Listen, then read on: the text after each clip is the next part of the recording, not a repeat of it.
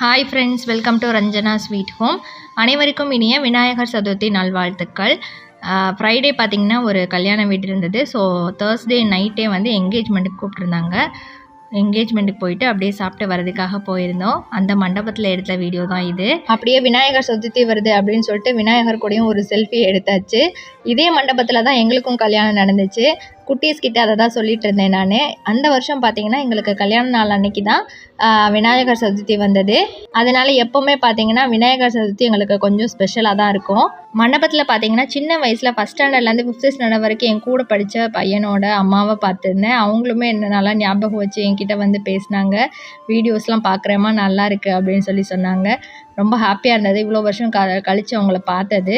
இந்த வீடியோ காலையில் எடுத்தது. அன்றைக்கி ஃப்ரைடே கல்யாணத்தை முடிச்சுட்டு சாப்பிட்டுட்டு ஆர்த்திகாக்கு பார்த்தீங்கன்னா அன்றைக்கி ஸ்கூலில் விநாயகர் சதுர்த்தி செலிப்ரேஷன். ஸோ அதுக்காக ரெடியாகி போயிருக்காங்க. தேங்க்யூ.